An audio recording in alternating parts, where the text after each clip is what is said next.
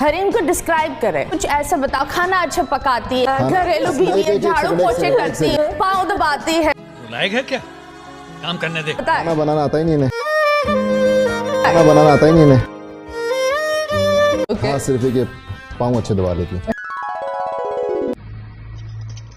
पाँव अच्छे दबा लेती। हेलो दोस्तों, उम्मीद करता हूँ कि आप सब लोग खैरियत से होंगे और मेरी नई आने वाली वीडियो का इंतजार कर रहे होंगे। अभी फिर माँ चोदने आए हो तुम।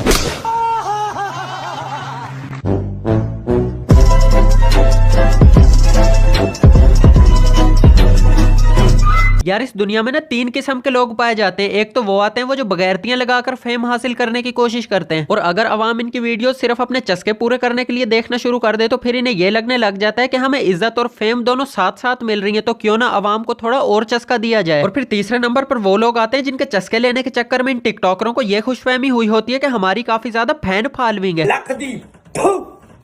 अब इनका मसला सिर्फ यही होता है, टिकटॉक हो या फिर सोफिया अंसारी की इंस्टाग्राम रील्स, इन्हें बस अपने चस्के से मतलब होता है। 12 बजे ये सो के उठते हैं, अंडे से इन्हें नाश्ता चाहिए, काम धंधा इन्हें कोई होता नहीं है, लेकिन घर वालों का पैसा उजाड़ने में इन लोगों ने कोई कसर नहीं छोड़ी होती। घर के खाने के साथ साथ पिज्जा बर्गर शवारमा, और पिज्जा बर्गर शवारमे के साथ साथ घर के वॉशरूम के शैम्पू को तो छोड़ो, इन्होंने कपड़े धोने वाली कमांडो सोप तक के ऊपर रहम नहीं किया होता। अगर इनके मोबाइल की डाटा हिस्ट्री चेक करो तो बगैर वीपीएन के खुलने वाली कोई साइट तक इन लोगों ने नहीं छोड़ी होती। मुल्क में क्या हो रहा है, कैसे हो रहा है, क्यों हो रहा है, इनकी नजर सारी एक्टिविटीज पर होती है, लेकिन बोलना इन्होंने नहीं होता, बस चस्का।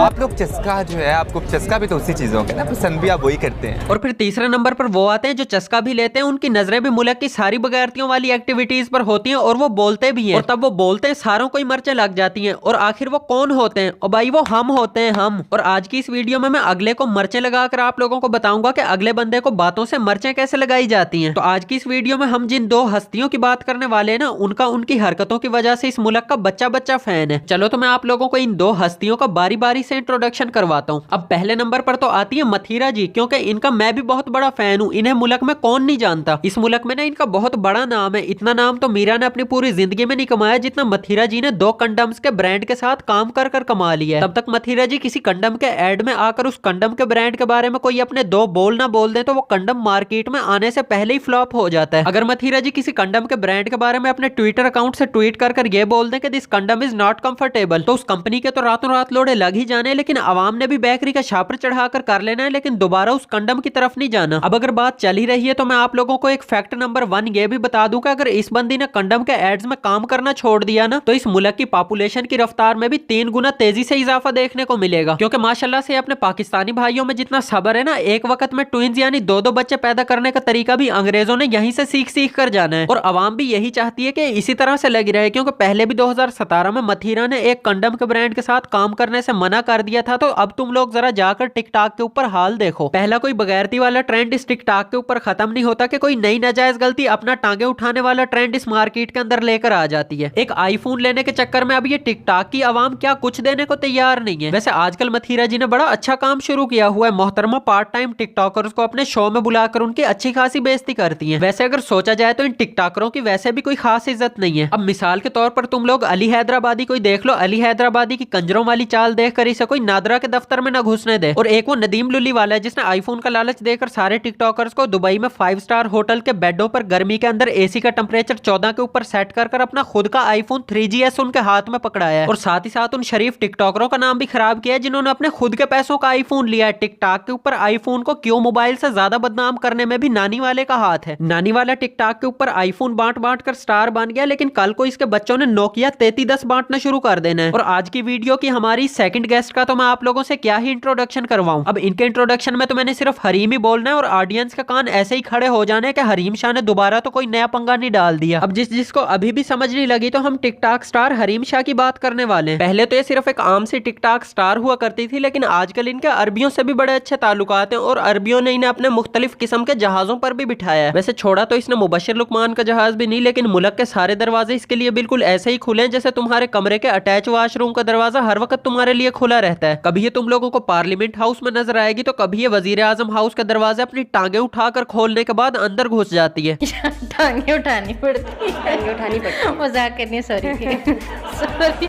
तू समझा? हाँ। मुलक तो चलो फिर मुलक है, लेकिन ये अरबियों के घरों में भी बिल्कुल ऐसे ही घुसती है जैसा उन्होंने खुद इसको कॉल कर ब्लो जॉब देने के लिए बुलाया हो। पहले तो ये सिर्फ एक आम सी टिकटॉकर हुआ करती थी, लेकिन पता नहीं फिर कहां से इसने सियासतदानों के बोल्ड सीन्स लीक करना शुरू कर दिए। हर महीने इसने किसी न किसी सियासतदान का कोई ना कोई टोटा लीक कर देना होता था। खैर तो जरा आज के शो के ऊपर भी नजर डालते हैं। कैसे हैं आप? बिल्कुल खैरियत। आप बताइए। शादी मुबारक हो। खैर मुबारक। इनके बारे में कुछ लफ्ज बोलते हैं, हरीम को डिस्क्राइब करें। मेरी खुद की क्या राय? अब ये जो इंटरनेट के दो गंदे वीपीएन के दरमियान थर्ड पार्टी एप्लीकेशन बैठी है, ये हरीम शाह के शौहर हैं। अब ये रिश्ता भी जिस बेवकूफ बंदे ने करवाया, हम इस बहस में नहीं पड़ते हैं क्योंकि उसे पहले ही दोनों पार्टियों की तरफ से गालियां पड़ रही होंगी। शेख साहब ने आपको बोला मैं तुम्हें ग्रीन सिग्नल देता हूँ, लड़का सेट है, अच्छा है। शेख साहब से अगर मशवरा यार शेख साहब नाराज हुए इस बात पर। शेख साहब आया हमारे साथ। I love you उधर।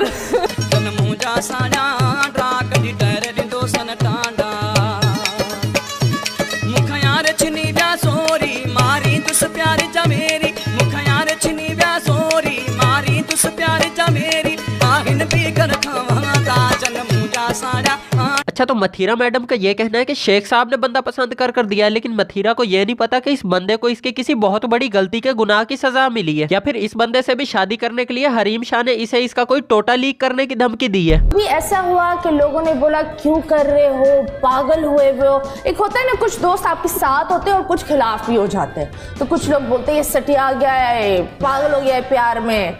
कभी ऐसा कुछ आपको बोला?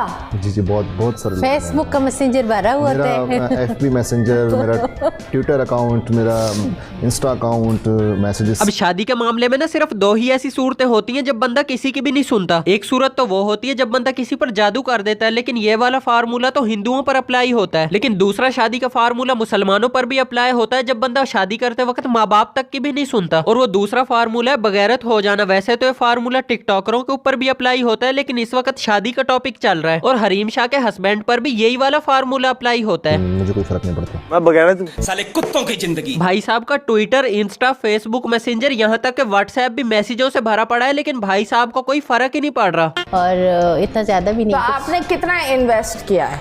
मतलब ठीक है, करोड़ों में है, लेकिन ठीक है। और अरे एक चीज ये होती है, करोड़ कैसे हो गए, कैसे बना लिया हरीम ने करोड़?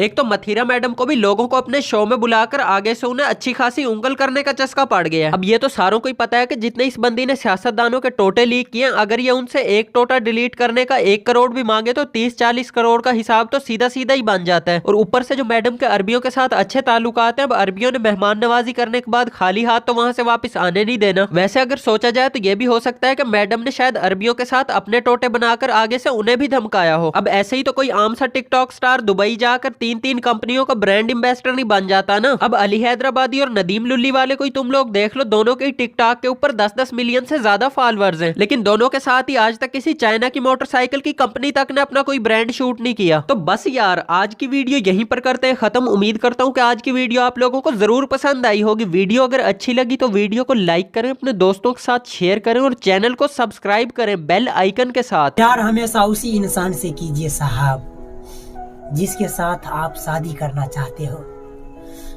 ये टाइम पास वाला प्यार मोहब्बत तो हमारे घर के बगल वाला छोटकी छोटकी छौड़ा सब भी करता है।